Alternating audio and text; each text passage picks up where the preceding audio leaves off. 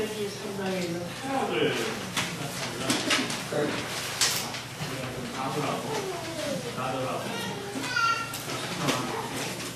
이렇게 될 수도 있지만 그런 것보다는 찬성 안 되고 왜냐하면 이 창세기 3장에 있는 내용을 보면 우리가 찬송을 할 수 있는 그런 근거가 너무나 풍성해요. 아마 외적인 상황을 보면은 희망도 하게 되고 때로는 약해 있지만 그러나 성경에 있는 이 내재적인 의미를 우리가 생각해 볼 때 다시 한번 소망이 넘치고 또 우리는 강해질 수가 있고 주님이 우리에게 주신 풍성한 은혜들을 우리가 누릴 수 있음을 감사합니다.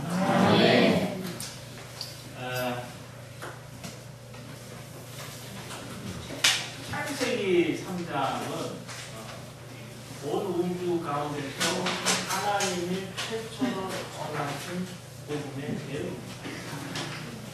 창세기 3장이 사실은 소극적인 장이잖아요. 소극적인 장이지만 실제로는 가장 적극적인 장이라고 볼 수가 있습니다. 물론 창세기 3장이 가장 간교한 이 뱀으로 시작이 되지만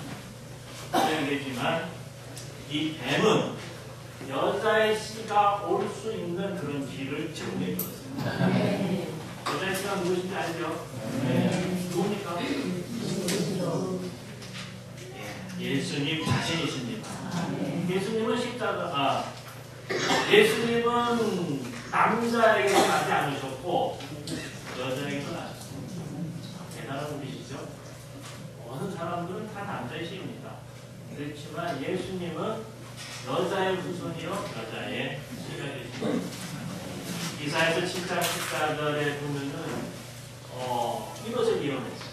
그리고 아케서 2장 23절에 보면은 그 말씀이 성취가 되었고 또 갈라디아서 4장 4절에 보면은 바울 사도에 의해서 이 사실이 확증이 되었어요. 갈라디아서 4장 4절에 보면은 바울이 그렇게 말했습니다. 그리스도가 여자에게서 나셨다.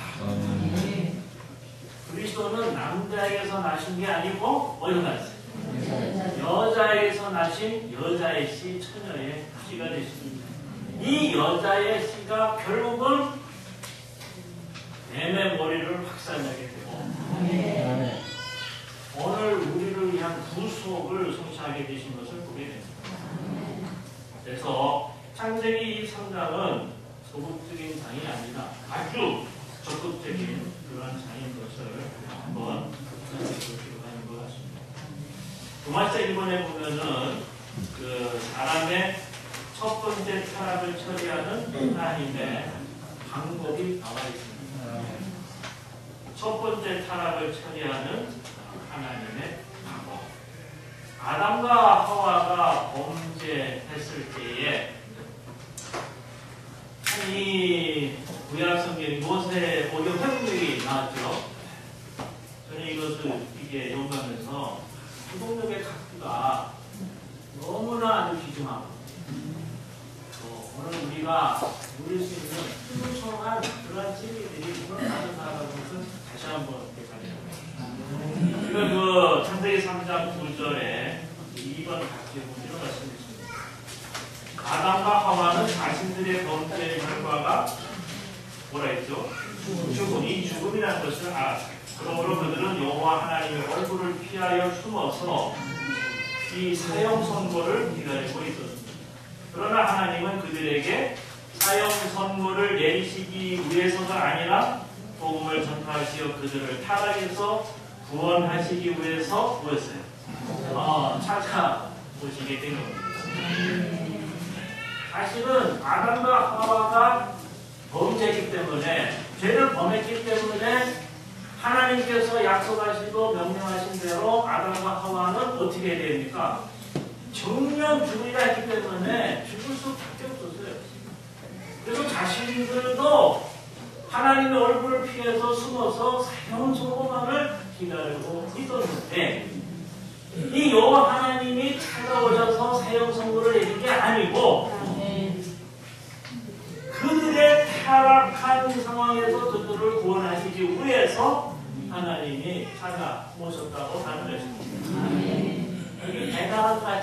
그죠? 네.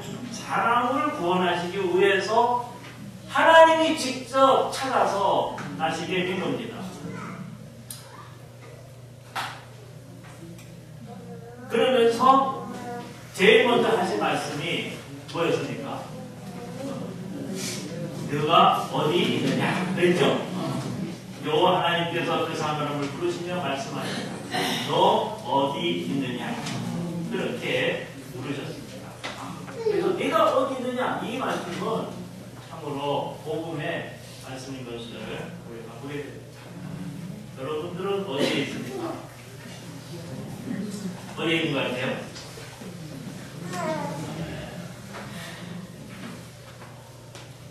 사실은 우리가 교회 생활을 하지만 넘어지고 실수하고 그래서 하나님 앞에 때로는 성도들 앞에 얼굴을 참아 들 수 없는 그러한 상황들이 생깁니다.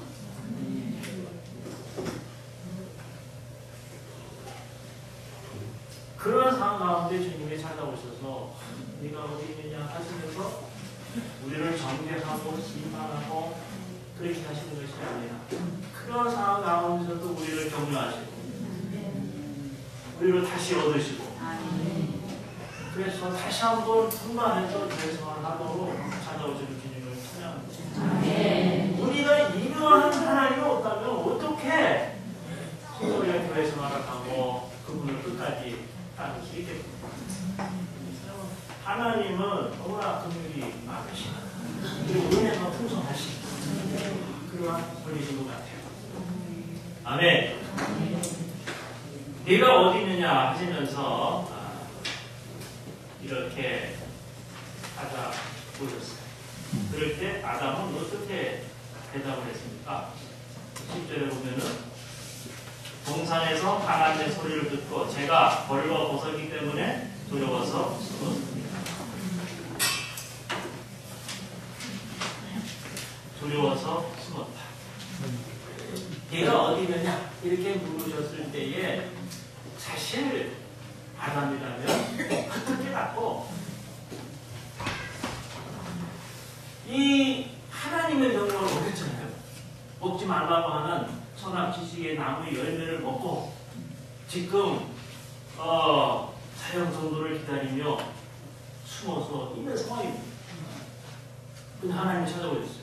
그러면서 네가 어디 있느냐 이렇게 물으셨을 때 진짜 이 머리가 돌아가는 사람이 어떻게 했을 것 같아요? 당장 그래야죠. 제가 잘못했습니다.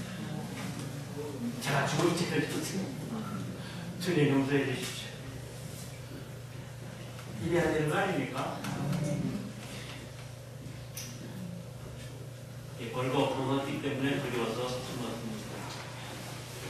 하나님께서는 말씀하시기를 네가 벌거 벗었다고 누가 말해 주었느냐? 네가 벌거 벗었다고 누가 말해 주었느냐? 내가 먹지 말라고 명령한 나무의 열매를 네가 먹었느냐? 먹었느냐? 했거든요. 했으면 진짜 제가 먹었습니다 하고 진짜 용서를 빌었어요. 근데 그렇지 않았어요. 벌써 이 사탄의 악한 죄의 본능이 들어가서 그랬는지 몰라도 이 자꾸 정직하지 않고 그 책임을 갖고 계시는 그러니까 아담은 또 뭐라고 대답했어요? 하나님께서 주셔서 저와 함께 있게 하신 여자가 그 나무의 열매를 저에게 주기에 제가 먹었습니다. 자기는 책임이 없다고 그러고요. 자기는 잘못이 없다. 이렇게 좀 갈등을 하는 거죠. 누구한테 책임이 있다는 게 생각되고 누구한테? 네. 먼저는 하와고 그렇죠? 근데 하와한테 누가 줬어요? 하나님이 참 말을 잘해요. 하나님께서 주셔서 저와 함께 있게 하신 여자가 나무에 그 열매를 주니까 제가 먹었습니다. 왜 대답하고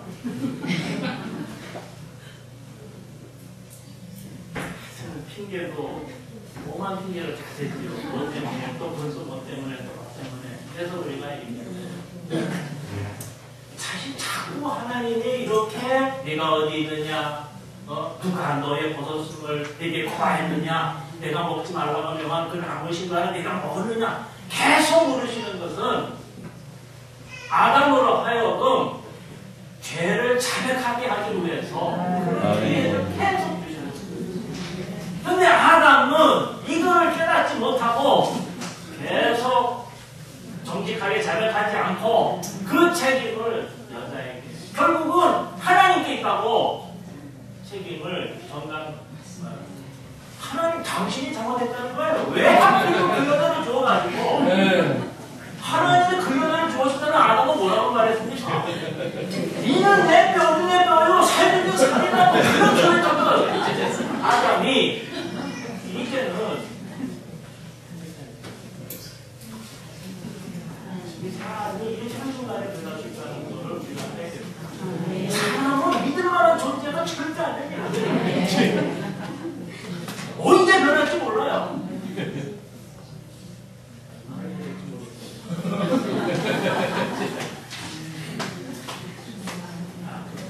아멘. 그러니까 요 하나님께서 여자에게 또 물었어요. 이제 여자한테 네가 어찌하여 이렇게 했느냐, 네가 어찌하여 이렇게 하였느냐 이렇게 물으셨단 말이에요. 그러면 하와도 그 말을 듣고 빨리 돌이켜서 자백하고 용서를 구했어야 될 것입니다. 이건 마찬가지죠. 한편이 그러니까 아내도 따라가야 되겠죠. 그래서 뱀이 저를 속여서 제가 먹었습니다. 똑같이 그렇게 정직하지 못하고 책임을 뺐다는 것을 우리는 보게 됩니다.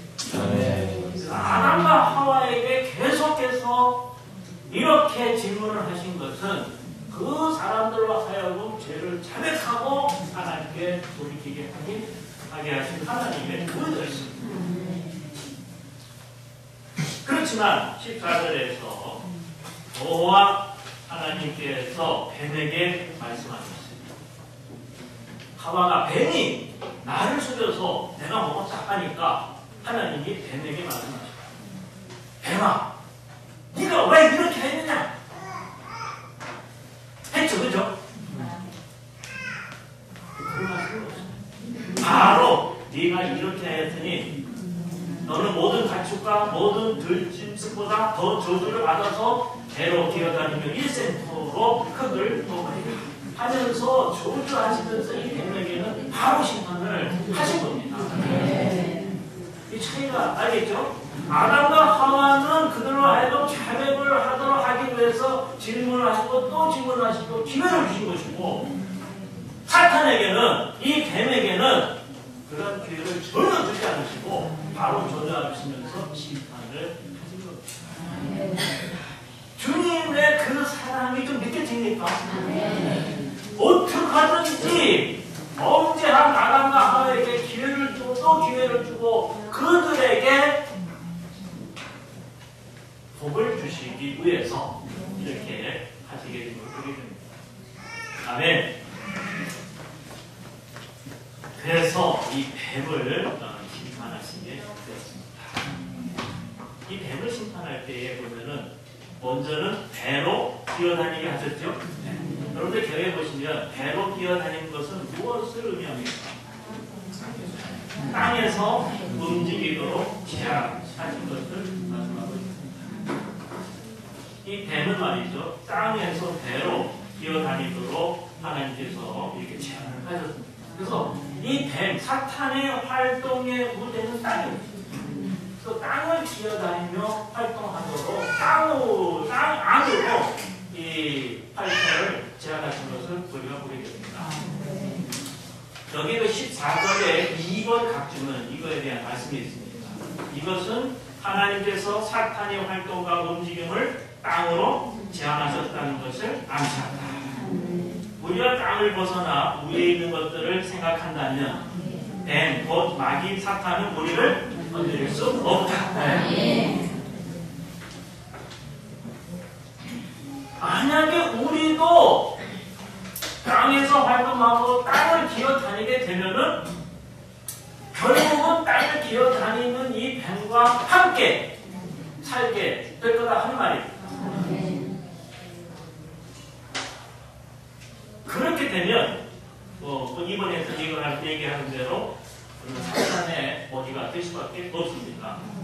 이번에 보면은 이 뱀을 심판하실 때에 배로 기어다니게 하셨고 일생토록 뭘 먹게 하셨습니까? 네, 흙을 먹도록 하셨거든요. 이 흙은 뭐냐면 땅에 속한 것들을 먹도록 제한하시는 것이에요. 맞습니까? 네. 이 흙은 땅에 속하거든요. 그래서 흙은 사탄의 음식이다 하는 것을 우리를 보게 됩니다. 그런데 묘하게도 우리는 흙으로 만들어졌어요. 흙으로 만들어진 사람은 몇 부분으로 되어 있습니까?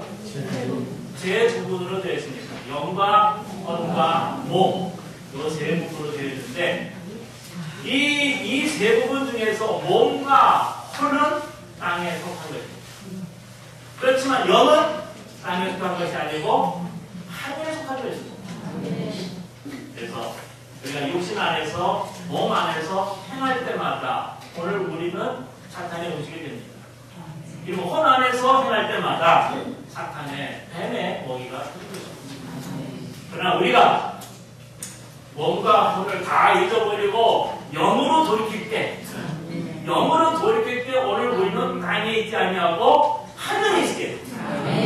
하늘에 있게 될 때에 사탄의 먹이가 되는 것이 아니라 사탄을 발 아래 짓밟는 그런 이기는 자들이 될 수가 있는 것입니다. 그래서 오늘 우리는 땅에 기어다니거나 땅에 속해서는 절대 안 됩니다.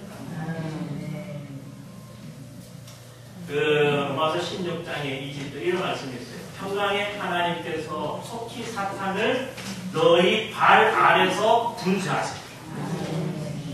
어디서 분쇄하십니까?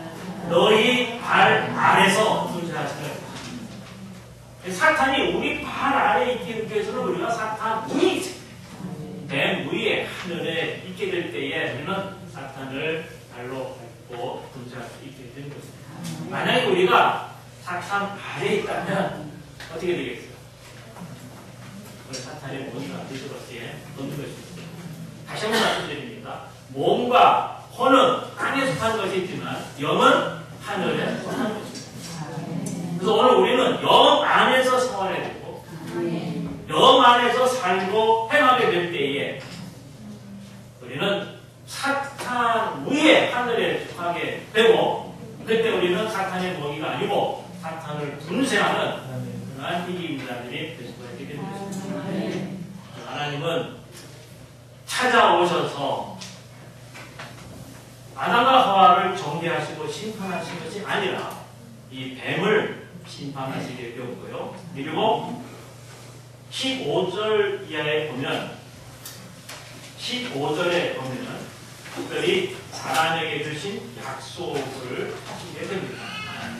아주 유명한 구절이죠. 3장 15절 한번 같이 선포해 볼까요? 또한 내가 너를 여자와 원수가 되게 하고 너의 씨도 여자의 씨와 원수가 되게 하리니 여자의 씨는 너의 머리를 상하게 하고 너는 그의 발꿈치를 상하게 하리라.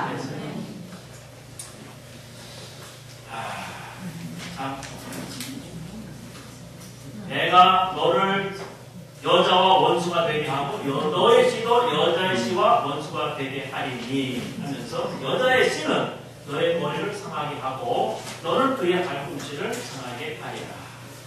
이렇게 약속을 하셨습니다. 그 밑에 배경이 있는데 사실 배경은 아담과 하와가 타락하고 죄를 범함으로 말미암아 이제 숨어서 사형 선고, 죽음의 선고를 기다리고 있는 그러한 상황에서 주님은 이 약속을 하시게 된 겁니다. 이 내용은 바로 3장 15절에 있는 그 내용입니다. 너를 여자와 원수가 되게 하고 너의 씨도 여자의 씨와 원수가 되게 하리라. 그리고 여자의 씨는 너의 머리를 상하게 할 것이고 너는 그의 발꿈치를 상하게 할 것이다. 이렇게 말한 것입니다. 여자의 씨, 여자의 후손이 뱀의 머리를 상하게 하고, 이 말은 여자의 씨가 여자의 후손이 사탄을 완전히 박살내고 멸망하게 하신다는 걸 말하고 있습니다. 그리고 뱀은 여자의 씨의 발꿈치를 상하게 하리라. 이 말씀은 뱀이 십자가에서 예수님의 발을 상하게 하실 것을 말하고 있습니다. 다시 말하면 이 뱀이 여자의 씨인 예수님을 십자가에 못 박게 할 것을 말하고 있는 것입니다. 네. 그런 내용을 우리가 잘 알고 있는 내용입니다. 특별히 내용에서 1번을 보면 뱀과 여자를 뭐가 되게 합니까? 원수가 되게 합니다. 이 내용을 다시 한번 또 보도록하겠습니다. 뱀과 여자를 원수가 되게 합니다. 그래서 3장 15절에서 아주 중요한 것은 여자입니다. 그리고 또 중요한 것은 뱀의 후손, 뱀의 씨고, 또 중요한 것은 가장 중요한 것은 바로 여자의 씨가 되는 것입니다. 3장 15절을 우리가 연구하면서 이 세 가지 방면에 있어서 우리는 아주 분명해야 필요가 있습니다. 여기 나오는 여자는 누구냐? 여자는 누구였습니까?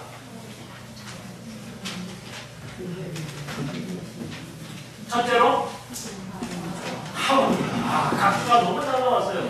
각의 내용이 여기에서 여자는 먼저 하와를 상징한다. 그렇죠? 여자는 지금 이 앞에 여자는 누구밖에 없어요.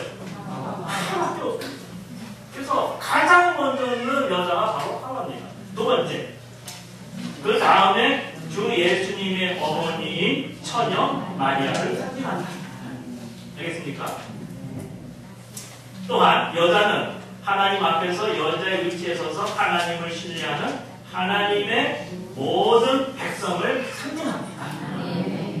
이 하나님의 모든 백성, 이 내용은 요한계시록 12장 1절에서 우주적인 여자로 나타난다. 이렇게 말하고 있습니다. 그래서 이 여자는 첫째가 누구예요? 두 번째 누구죠? 마리아. 세 번째 누굽니까? 하나님의 모든 백성. 계시록 12장 1절에 있는 우주적인 여자가 바로 이 여자인 것을 보여줍니다. 오늘 우리와 직접적인 관계가 있는 것은 바로 하나님의 모든 백성인 여자입니다. 그래서 내용에 다시 보면 그러므로 뱀과 여자가 서로 원수가 된다고 하는 것은 사탄과 하나님의 모든 백성이 서로 원수가 된다는 것을 가리킨다. 그래서 뱀과 하나님의 모든 백성은 항상 원수입니다. 사탄과 하나님의 모든 백성이 우주적인 여자와는 항상 전쟁입니다. 아멘. 뱀이 하나님의 백성을 미워하고 하나님의 백성에 대하여 싸우는 것은 사탄이 가인을 선동하여 아벨을 죽였을 때부터 시작이 되었습니다. 그리고 사탄이 영영 불못에 던져질 때까지 모든 세대에 걸쳐 계속된 것이다. 아주 분명하죠? 여기 여자는 먼저는 누굽니까? 하와. 두 번째는 마리아. 그리고 세 번째는 하나님의 모든 백성들을 상징한다는 것을 승리가요. 그럼 두 번째로 우리가 알아야 할 부분은 뭐죠? 뱀의 후손입니다. 아멘. 2번에 보면 뱀의 후손과 여자의 후손이 뭐가 됩니까? 원수가 된다는 것을 말하고 있습니다. 아멘. 자, 뱀의 후손은 누구를 말합니까? 15절에 그 2번 각기에 보면 뱀의 씨는 사탄을 따르는 사람들을 가리킨다. 자, 뱀의 씨는 누구죠? 또 사탄을 따르는 자들이 뱀의 후손이고 뱀의 씨입니다. 아멘. 자, 옛뱀인 사탄이 자기 자신을 죄의 본성으로 사람의 육체 안에 수입했기 때문에 모든 사람이 하나님께서 보시기에 뭐가 되었어요? 뱀들이 되었습니다. 네. 사탄을 따르는 이 사람들은 사탄에게 입양된 것이 아니라 태어날 때부터 사탄의 아들들이며 사탄의 씨이다. 맞죠? 네. 맞습니까? 네. 오늘 우리가 예수님을 믿기 전에는 누구의 아들 믿었어요? 믿어집니까? 사탄의 후손, 사탄의 씨, 사탄의 아들들이었단 말이에요. 마귀의 자식들이었단 말이에요. 그렇죠? 이건 이단된 것이 아닙니다. 실제로 여기 보면 그 다음에 나오는데 사탄의 본성과 사탄의 생명을 가지고 있는 사탄의 아들들이요, 마귀의 자식들, 악한 자의 아들들이었다고 알고 있는 것입니다. 아멘. 그러므로 이들은 뱀의 본성과 뱀의 생명을 가지고 있다. 이들은 사탄에게 이용당해서 여자의 씨를 박해하고 여자의 씨에게 대항하여 싸운다. 아멘. 자, 아까 여자는 뭐 하와예요, 마리아예요. 하나님 모든 백성을 승리합니다. 그럼 이 뱀의 씨, 뱀의 후손은 사탄을 따르는 자들입니다. 다시 말하면 불신자들입니다. 이 불신자들이 여자의 씨에 대항해서 싸우고 또 싸우고 결국은 예수님을 십자가 못 보게 되죠. 그렇죠? 예수님뿐만이 아니라 나중에 나오겠지만 여자의 후손인 산의 아이들까지 대항해서 싸우는 것을 우리는 보게 됩니다. 여자의 씨는 누구냐? 15절 3번 갑니다. 여자의 씨는 육체가 되신 예수 그리스도이며 이분은 바로 처녀 마리아에서 태어나시어 사람이 되신 하나님이신다. 그랬죠? 이것은 이사야서 7장 14절에서 여덟% 같고 1장 2, 3절에서 여덟% 가져다 4장 4절에서 바뀌는. 그러므로 이 약속은 하나님 자신께서 사람의 씨로 오셔서 사람을 손상시킨 뱀의 머리를 상하게 하실 것임을 가리킨다. 그래서 여자의 씨인 예수님께서 오셔서 십자가에서 뱀의 머리를 박살을 내셨습니다. 여기까지는 우리가 다 잘 알고 있는 얘기입니다. 그 다음에 궁극적으로 이 여자의 씨는 요한계시록 15장 5절에 있는 뭐죠? 산의 아이로 상징된 하나님의 백성 중에서 더 강한 이들이 이기는 믿는 이들로 확대된다. 단체적인 여자의 씨인 산의 아이는 개인적인 여자의 씨이신 주 예수님을 뭐합니까? 포함합니다.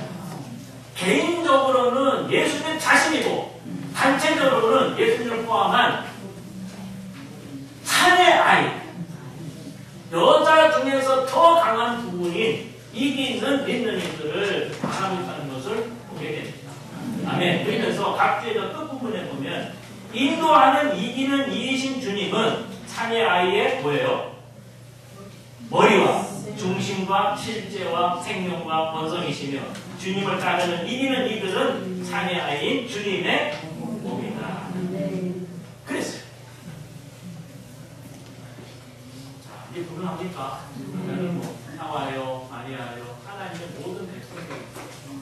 뱀의 후손을 뭐라 했죠? 사탄을 따르는 자들. 여자의 시선 첫 번째는 누굽니까? 주 예수님 자신입니다. 두 번째로는 하나님의 모든 백성 중에서 더 강한 부분인 이기는 이들인 산의 아이입니다. 그래서 뱀의 후손과 여자의 후손이 원수가 된다는 것을 잘 보여주고 있습니다. 자,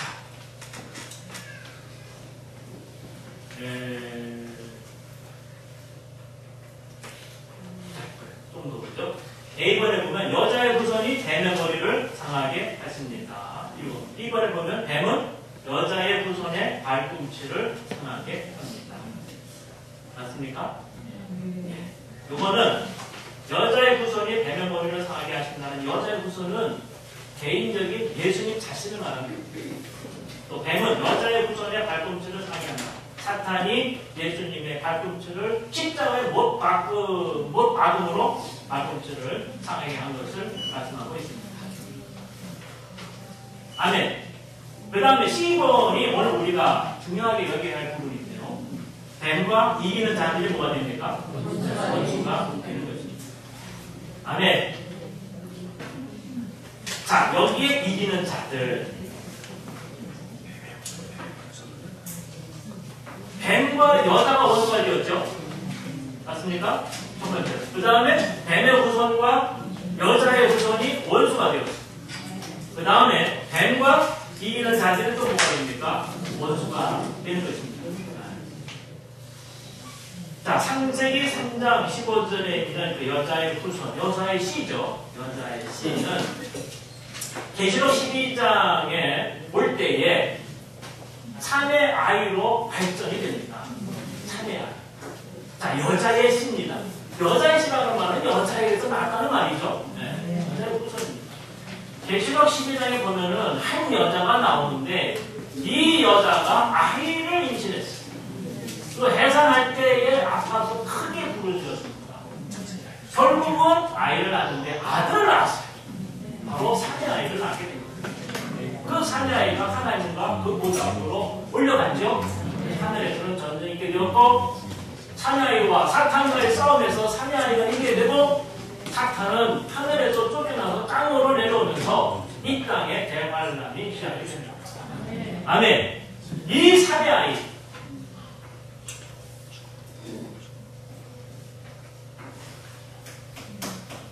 개인적으로는 주 예수님 자신이지만 계시록 11장에 올 때에 개인적인 주 예수님은 확장되고 확대되어서 단체적인 사내 아이가 되었다는 걸 보게 됩니다. 이 단체적인 사내 아이와 이 뱀과의 전쟁이 있고 이 둘은 서로 원수가 된다는 것을 우리가 보게 됩니다.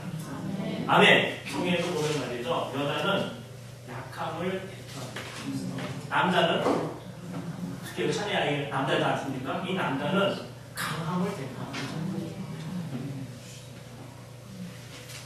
성경에 보면은 여자가 더 약한 그릇이라고 나와 있죠. 그래서 여자 할 때는 항상 약한 것을 대표하고 남자는 아주 강한 것을 대표하고 있습니다. 그래서 계시록 12장에 나오는 우주적인 여자는 두 부분으로 되어 있습니다. 여자의 외적인 부분은 약한 부분을 말하고 여자의 내적인 부분은 아이를 임신해 놨지 않습니까? 아들, 사내 아이를 안에 임신을 하고 있기 때문에 여자의 내적인 부분은 강한 부분을 대표를 하고 있는 겁니다. 그래서 우리가 교회 생활을 하다 보면은 교회 생활 안에서는 약한 부분들이 있는가 하면 또 그 안에 강한 이기는 사내 아이들도 있는 것을 우리는 보게 됩니다. 그래서 이 사내 아이와 뱀과의 전쟁과 그리고 서로는 원수가 된다는 것을 우리는 보게 될 수가 있습니다. 자, 우리는 어떤 존재입니다. 한 면으로 우리는 여자이고 또 다른 면으로 우리는 여자의 씨. 계시록 12장에 올 때 우리는 한면으로 사내 아이의 일부분이라는 걸 보게 됩니다. 여자는 말이죠. 약하잖아요. 약하기 때문에 항상 자신이 머리가 아니고 자신이 남편이 아니기 때문에 항상 남편을 의지하고 남편을 신뢰하고 해야 되는 겁니다. 우리는 하나님 앞에서 여자예요. 약한 존재. 그때 남편이신 그 하나님을 절대로 신뢰하고 그 하나님을 절대적으로 의지를 해야 할 그런 면시가 있습니다. 그런 신분을 가지고 있습니다. 이러한 여자에게서 뭐가 나오냐면은 사내 아이인 강한 부분 이기는 이가 나오게 되는 겁니다. 아멘. 그래서 오직 이상님이 말씀했어요. 오직 하나님을 신뢰하는 근원에서 나온 후손만이 강해질 수 있다. 이 강함은 자신 안에서의 강함이 아니라 하나님 안에서의 강함이다. 우리 여자로서 하나님을 의지하고 하나님을 절대적으로 신뢰할 때에 우리는 하나님 안에서 강한 자인 사내 아이도 된다. 아멘. 이러한 원수가 되는 것을 우리가 보게 됩니다. 3장 15절에 3번에 보면 중심이 있습니다. 이 중심은 다름이 아닙니다. 한마디로 말하면 여자의 후손인 주 예수님이 오셔서 십자가에서 사탄을 멸망시킨다는 것입니다. 여자의 후손이 뱀을 멸하기 위해서 오신다. 이것을 선포하고 있는 것입니다. 이러한 약속은 어디에서 성취가 되는가? 첫 번째는 하나님의 백성 안에서 성취가 되었습니다. 그렇죠? 네. 사탄은 늘 하나님의 백성의 원수가 되어 왔고요. 가인을 죽일 때부터 그랬습니다. 아벨을 죽이고도 그렇게 했고요. 또 무적이 다스릴 때까지, 또 불못에 던져질 때까지 계속해서 사탄은 하나님의 백성의 원수가 될 것입니다. 그리고 모든 이기는 자 안에서 성취가 됩니다. 결국은 창의 아이가 휴거되어서 하늘에서 전쟁을 할 때까지 이러한 말씀들이 성취되고 있는 것입니다. 그리고 마지막으로 주 예수님 안에서도 완전히 성취가 되었어요. 자, 예수님께서 출생을 하셨을 때에 사탄이 아주 큰 적대감을 가지게 되었죠. 결국 이제 많은 아들들도 죽이게 되었습니다. 예수님을 죽이려고 하는 아이들도 죽이게 되었고요. 예수님께서 이 땅에서 생활하시는 것을 통해 보면은 사탄이 늘 따라다니며 괴롭히고 반대하고 비판하고 했던 것을 보게 됩니다. 그리고 결국은 그 사탄이 예수님을 십자가에 못 박았어요. 그 발에 못을 박으며 그 여자의 발꿈치를 상하게 했지만 결국은 이 예수님이 뱀의 머리를 십자가에서 완전히 분쇄를 하게 됐습니다. 예수님 안에서 이러한 내용들이 다 성취되었습니다. 그리고 하나님의 백성 안에서 성취가 되고 있고 이기는 자 안에서 결국은 그분께서 오실 때 완전히 성취가 되게 될 것입니다. 이런 약속을 주시고 나서 그분은 고난에 의해서 사람이 달려있도록 예비를 하셨습니다. 보면은 16절에 그런 말씀이 있죠. 여자에게는 이렇게 말씀하셨다. 내가 너에게 인간의 고통을 크게 더하리니 너는 고통을 겪으며 자녀를 낳아. 너는 너의 남편을 갈망하고 그는 너를 다스리라. 남자에게 아담에게는 필요한 고난을 주님께서 예비하시게 되었습니다. 왜 아담과 하와에게 그러한 고난을 주신 목적은 무엇인가? 이 목적이 나오죠. 목적은 무엇인 것 같습니까? 네? 가장 중요한 목적은 사람을 제한하는 것입니다. 사람을 뭐 하는 거예요? 제한하는 것입니다. 이러한 제한이 사실은 우리의 보호고 또한 안전이라고 하는 겁니다. 왜? 하나님은 사람을 제한하시고 또 그래서 그렇게 보호하시고 안전히 하실 필요가 있었는가?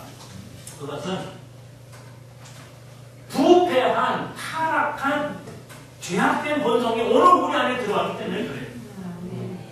아담과 하와가 선한 지식의 나무의 열매를 먹었을 때에 사탄이 악한 본성으로 오늘 우리 안에 들어온 겁니다. 사탄이 오늘 어디에 있어요? 어디 있어요? 제가 그 다녔을 때도 사탄이 어디 있다고 계속 가보시니까 잘 모르겠다더라고요. 사탄이 어디 있는지 잘 모르겠다. 자신있게 말하다가 계속 모르니까 제가 잘 모르겠다. 하나님은 어디 계세요? 우리 안에 어디 계십니까? 사탄은 어디에 있어요? 네? 우리의 몸 안에 있습니다. 우리 몸 안에 사탄이 있고 우리 영 안에는 하나님이 계셔서 우리는 다 가운데 두고 사탄과 하나님의 싸움이 벌어지고 있는데 그래서 오늘 우리는 생각을 어디에 둬야 됩니까? 영에다 둬야 돼요. 영에는 생각은 중간이지만 육체에 둔 생각은 사망입니다. 네. 사탄은 오늘 우리 안에 들어있단 말이에요. 죄악된, 타락한, 부패한 본성이 우리 안에 있기 때문에 여기에 제한을 두지 않으면 어떻게 되겠어요? 걷잡을 수 없이 발전해 나가게 되죠. 그래서 이러한 고난을 주신 겁니다. 제일 제한을 받기 싫어하는 존재가 누군지 압니까? 자매들입니다. 그래서 자매에게 이런 고난을 먼저 주셨고요. 아니 누구 때문에 그 죄를 범하게 된 겁니까? 그래. 남편이 나서가지고 사탄을 상대했으면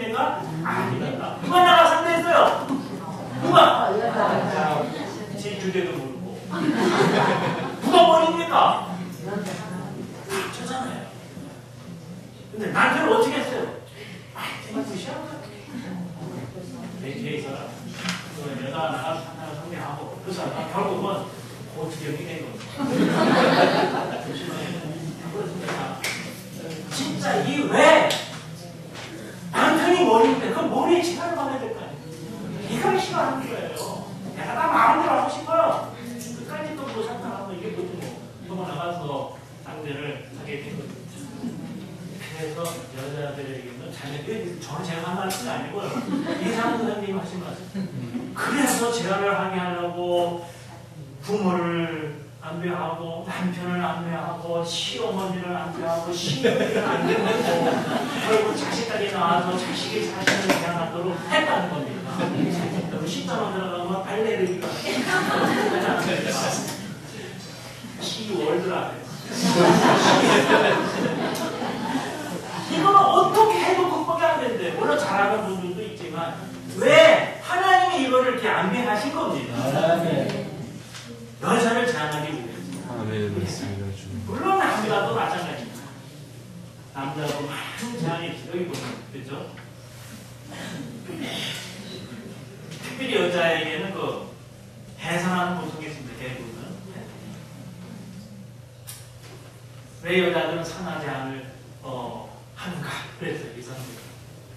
자유로운 생활을 즐기고 싶어 하기 때문에. 자유로운 생활을 즐기고 싶어 하기 때문에. 이거 원천에서 올라가서 3년 못까지 내가 있으니까 얼마나 이 방해가 돼요. 자기 마음대로 즐기고 살고 그렇게 하고 싶어서 산하 제한을.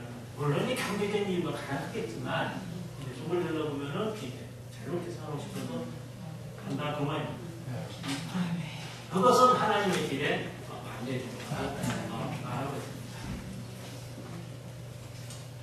그러면서 하시는 말씀이 그 여자의 부모나 남편이나 시어머니나 시누이가 제한하지 않더라도 그녀에게 몇 명의 아이들이 있는 한 그 아이들이 그녀의 지나친 자유를 제한할 것이다. 그녀의 지나친 자유를 제한할 것이다. 이걸 위해서 아이를 주신다. 아이들이 어머니의 제한이며 보호이다. 그러므로 바울이 말한 게 재밌는 말이 있어요. 저도 참 많이 웃습니다. 젊은 여자들이 게으르거나 말 참견을 하지 못하도록 시집 가서 아이를 낳기로 해요. 그렇죠? 아이를 낳는 거 아이 때문에 정신없어요. 언제 게으르고 가서 말 참견하고 이거 참견하고 저거 참견하고 교회에 소식통이 되고 그럴 시간이 없다니까. 이것도 모르면 다 알아. 저도 모르니까 다 알아요. 공감이 가면 다 알아. 아멘. 기적입니다. 그리고 여자는 남편이 다스리도록 하셨대. 그렇죠? 남편의 제한을 받도록 하셨다는 바라고 있습니다. 디모데전서 2장 11절과 12절에서 바울은 여자는 1절 순종함으로 정령이 배우라. 여자의 가진 것과 남자를 좋아하는 것을 허락지 아니하는 오직 정령하지 않고 이러한 제한을 여자들에게 남자들에 대해서는 첫째로 땅이 가시덤불과 엉겅퀴를 내도록 했습니다. 네. 땅은 가시덤불과 엉겅퀴를 낸다. 이 조류를 받아라. 농부들은 농사 짓기가 쉽습니까? 어렵습니까? 가시덤불하고 엉겅퀴는 없으면 뭐 편하게 해줄 수 있어요. 이것 때문에 어려운 거예요. 농부가 아니지, 뭐 땅은 나와 상관이 없다. 이렇게 말할 수 있지만 모든 종류의 직업, 모든 종류의 내가 하는 일이 다 땅이라고만 이 땅에서는 가시덤불과 엉겅퀴가 날 수밖에 없어요. 그래서 땅을 흘려야 되고, 그래서 수고해야 되고, 그래서 고난을 당해야 되고, 그래서 우리가 제한을 받게 돼 있다는 거예요. 슬픔과 땅, 종신도로 수고하고 결국은 뭐로 돌아갑니까? 흙으로 돌아가는 것조차, 우리가 죽는 것조차도 하나님이 우리를 제한하시는 방법이라는 악한 사람은 빨리 좀 죽어야 돼요. 그렇죠? 또 오래 살아봐요.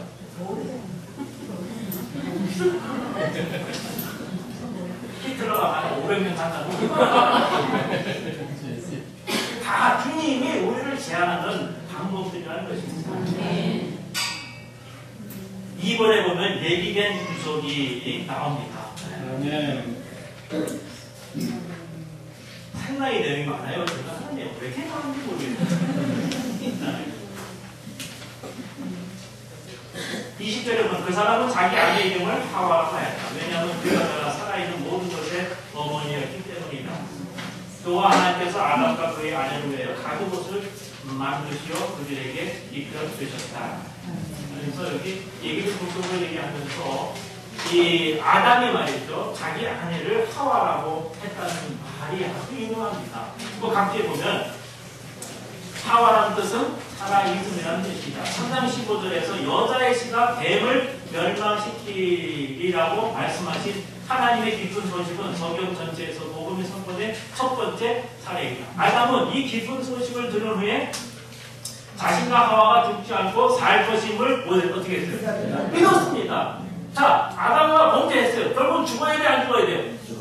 죽어야 되지만 이 주님께서 하신 말씀을 보니까 내가 너로 여자와 원수가 되게 하고 너의 후손도 여자의 후손과 원수가 되게 하니. 그래서 여자의 후손을 얘기했어요.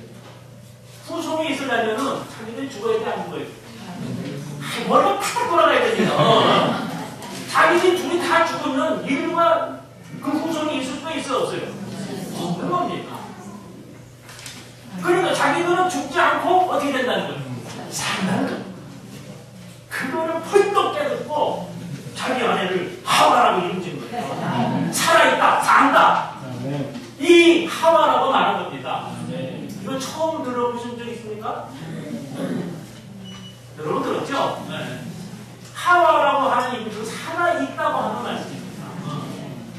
아담이 3장 15절에서 하나님이 전하신 그 복음을 듣고 그 복음을 믿고 그 반응으로 우리 죽지 않고 산다 하는 의미로 아내를 하와라고 이름을 지은 겁니다.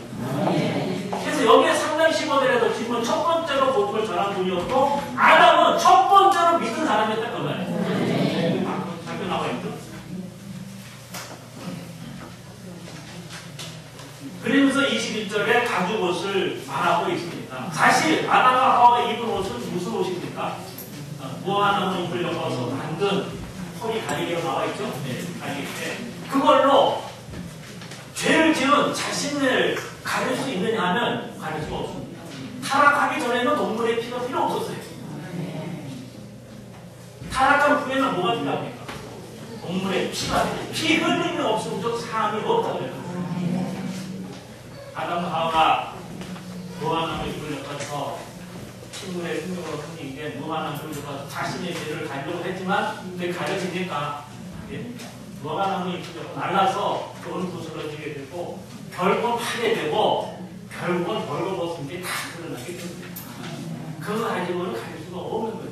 그래서 주님은 가죽옷을 만드셔서 아담과 하와에게 입히신 겁니다. 이 가죽옷이 지어지려면 어린 양이 죽어야 돼, 안 죽어야 돼? 죽어야 됩니다. 피를 흘려야 됩니다. 피를 흘려야 돼요. 그래서 여기서 가죽옷을 말씀하게 드리겠습니다. 오늘 우리가 의롭다함을 받기 위해서는 우리가 믿기 위해서는 먼저 그분이 무속을 하시는 이 사실이 있어야 되는 겁니다. 그래서 오늘 이 가죽옷을 만들어서 입히겠습니다.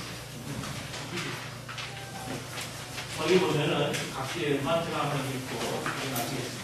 하나님께서 가죽옷을 아담과 그의 아내에게 입혀주신 것은 21절에 1번 각주의 분화성 끝의 부분입니다. 하나님께서 가죽옷을 아담과 그의 아내에게 입혀주신 것은 하나님께서 그들의 믿음을 통하여 그들을 의롭다고 하신 것을 의미합니다. 이 옷은 하나님의 그리스도에 들어서 우리를 덮어서 하나님께서 우리를 의롭다고 하시도록 한다. 가죽옷은 하나님께서 만드신 것으로 아담이 무화과나무 잎을 엮어서 만든 포리 가리개를 대칭했다. 됐죠? 네. 아멘. 아담이 믿었습니까? 하나님을? 네. 자기 아내를 하와라고 함으로써 자신의 믿음을 나타냈고 이게 믿었을 때 하나님은 아담과 하와의 가죽옷을 입혀주시면서 그들을 의롭다고 하신 것입니다. 그러면서 한 가지 더 21절의 2번 각주를 보면 가죽옷을 그들에게 입혀주셨다. 입혀주셨다고 하는 각주입니다. 참된 대치는 연합의 겁니다. 하나님께서 어린아이 가죽으로 만드신 옷을 아담에게 입혀주셨을 때 아담은 어린 양과 뭐가 되었어요? 이와 같이 뒤에는 대치물과 하나가 되었다. 이것이 연합이다. 연합은 대치물이 효과가 있도록 만듭니다. 자, 그 다음 중요한데 우리가 복음을 믿을 때 그리스도께서 우리를 덮는 의가 되셨으며 우리는 그리스도 안에 넣어져서 그리스도와 하나가 되었다. 우리가 그리스도와 하나이기 때문에 그분께서 십자가에 성취하신 모든 것은 우리 것이 된다. 예수 그리스도를 믿는 것은 그분과 하나 되는 것이며 그분과 연합되는 것이다.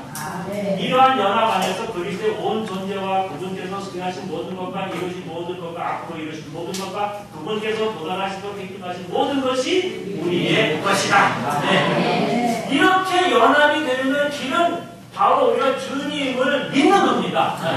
주님을 믿을 때 그분은 우리의 가죽옷을 입혀주시면서 의롭다고 하실 뿐만 아니라 물론 그 주님과 하나가 되어서 연합이 되어서 그분께서 소유하시고 그분의 온 존재 하실 일 모든 것이 다 우리의 것이 된다는 거예요. 할렐루야. 네.